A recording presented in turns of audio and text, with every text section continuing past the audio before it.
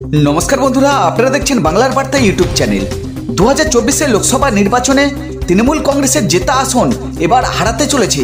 এবার পশ্চিমবঙ্গে লোকসভা নির্বাচন জমজমাট হতে চলেছে। তৃণমূল কংগ্রেসের দল যেভাবে একের পর এক দুর্নীতি করে চলেছে, সেই কথা মাথায় রেখে এবার বিজেপি বাংলায় ভালো ফল করতে চলেছে। এই দুর্নীতির প্রতিবাদে মানুষ সামনে এসেছে, তাই বিজেপির কাছে এটা সবচেয়ে বড় সুযোগ। আর এই সুযোগকে কাজে লাগিয়ে বিজেপি এবার বঙ্গে ভালো ফল করবে বলে তারা আশাবাদী। বঙ্গ বিজেপির নেতাদের দাবি, তারা 42টি আসনের মধ্যে 35টি আসনের টার্গেট নিয়েছেন। কিন্তু বিভিন্ন সমীক্ষায় যা শোনা যাচ্ছে, তাতে বিজেপি 22 থেকে 23টি আসনে জয়লাভ করতে পারে। তো বন্ধুরা, দেখে নেওয়া যাক তৃণমূল কংগ্রেসের কোন কোন জেতা আসন এবার বিজেপির দখলে আসতে চলেছে এবং এই লোকসভা নির্বাচনে বিজেপি বাংলায় মোট কটি আসন তাদের দখলে পেতে পারে দেখে নেওয়া যাক। বসিরহাট লোকসভা তৃণমূল কংগ্রেসের দখলে ছিল, তবে এবার 2024-এ সন্দেশখালীর পরিস্থিতিকে সামনে রেখে বিজেপির প্রার্থী রেখা পাত্র এখানে বিপুল ভোটে জয়লাভ করবে।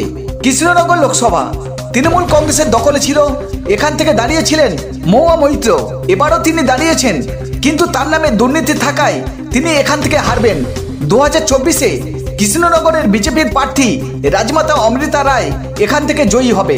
বীরভূম লোকসভা তৃণমূল কংগ্রেসের দখলে ছিল, বীরভূমের বাঘ অনুব্রত মণ্ডল তিনি এখন জেলে, তাই এখানকার মানুষ বিজেপিকে সাপোর্ট করে।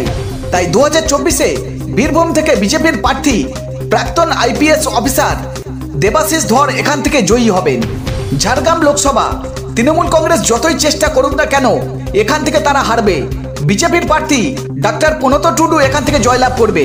পুরুলিয়া লোকসভা এখানে বিজেপির একটি শক্ত ঘাঁটি, এখানের লোক বিজেপি ছাড়া কাউকে ভোট দেবে না, তাই এখান থেকে বিজেপির প্রার্থী জ্যোতির্ময় সিং মাহাতো এখান থেকে জয়ী হবেন।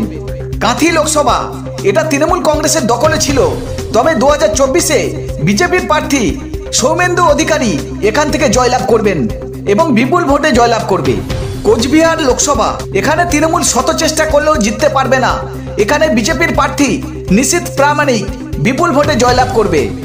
বালুরঘাট লোকসভা এখান থেকে বিজেপির প্রার্থী ডাক্তার সুকান্ত মজুমদার বিপুল ভোটে জয়লাভ করবে। মেদিনীপুর লোকসভা দিলীপ ঘোষের কেন্দ্র, কিন্তু দিলীপ ঘোষ এখানে দাঁড়াচ্ছেন না, তার পরিবর্তে বিজেপির প্রার্থী অগ্নিমিত্রা পাল এখান থেকে দাঁড়িয়েছেন এবং তিনি এখান থেকে বিপুল ভোটে জয়ী হবেন। আলিপুরদুয়ার লোকসভা এখান থেকে বিজেপির প্রার্থী মনোজ টিগ্গা বিপুল ভোটে জয়লাভ করবে। বাঁকুড়া লোকসভা এখান থেকে বিজেপির প্রার্থী সুভাষ সরকার বিপুল ভোটে জয়লাভ করবেন এবং তৃণমূল কংগ্রেসের প্রার্থী প্রকাশচিক বড়াই এখান থেকে হারবেন। বিষ্ণুপুর লোকসভা এখান থেকে বিজেপির প্রার্থী সৌমিত্র খাঁ বিপুল ভোটে জয়লাভ করবেন এবং তৃণমূল কংগ্রেসের প্রার্থী সুজাতা মণ্ডল এখান থেকে হারবেন। তমলুক লোকসভা এখান থেকে বিজেপির প্রার্থী প্রাক্তন বিচারপতি অভিজিৎ গঙ্গোপাধ্যায় বিপুল ভোটে জয়লাভ করবেন এবং তৃণমূল কংগ্রেসের প্রার্থী দেবাংশু ভট্টাচার্য এখান থেকে হারবেন। হুগলি লোকসভা এখান থেকে তৃণমূল কংগ্রেসের প্রার্থী দিদি নাম্বার 1 অর্থাৎ রচনা ব্যানার্জি এবং বিজেপির প্রার্থী লকেট চ্যাটার্জি, তবে দুজনের মধ্যে হাড্ডাহাড্ডি লড়াই হবে। খুব অল্প ভোটের ব্যবধানে বিজেপির প্রার্থী লকেট চ্যাটার্জি জয়ী হবেন। ব্যারাকপুর লোকসভা এখানে বিজেপির প্রার্থী অর্জুন সিং বিপুল ভোটে জয়লাভ করবেন। বনগাঁ লোকসভা এখান থেকে বিজেপির প্রার্থী শান্তনু ঠাকুর বিপুল ভোটে জয়লাভ করবেন।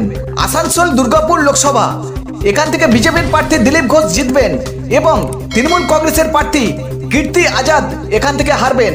আরামবাগ লোকসভা এটি তৃণমূল কংগ্রেসের দখলে ছিল, খুব অল্প ভোটের ব্যবধানে তৃণমূল কংগ্রেস এখান থেকে জয়ী হয়েছিলেন। এবার এখান থেকেই বিজেপির প্রার্থী অরূপকান্তি দিগর এখান থেকে জয়ী হবেন। আসানসোল লোকসভা কেন্দ্র এটি প্রথমে বিজেপির দখলে ছিল, তবে এখানে বাবুল সুপ্রিয় তৃণমূলে চলে যাওয়ায় এখান থেকে তৃণমূল কংগ্রেসের প্রার্থী হয়েছিলেন শত্রুঘ্ন সিনহা। তবে আবার শোনা যাচ্ছে এই আসানসোল লোকসভা কেন্দ্র থেকে বিজেপির প্রার্থী হবেন পবন সিং, এই আসনটি বিজেপির দখলেই থাকবে। দার্জিলিং, জলপাইগুড়ি, রায়গঞ্জ এই 3টি লোকসভা কেন্দ্রই বিজেপির দখলে থাকবে। তৃণমূল কংগ্রেস যতই লাফালাফি করুক না কেন, এই 3টি আসন কোনোদিনই তারা পাবে না, এখান থেকে বিজেপি জয়লাভ করবেন। রানাঘাট লোকসভা এখান থেকে বিজেপির প্রার্থী জগন্নাথ সরকার বিপুল ভোটে জয়লাভ করবে। তো বন্ধুরা, 2024-এ লোকসভা নির্বাচনে এই 23টি লোকসভা কেন্দ্র বিজেপির দখলে থাকবে। আপনাদের মতামত অবশ্যই কমেন্ট বক্সে কমেন্ট করে জানাবেন। আপনারা ভালো থাকুন, সুস্থ থাকুন।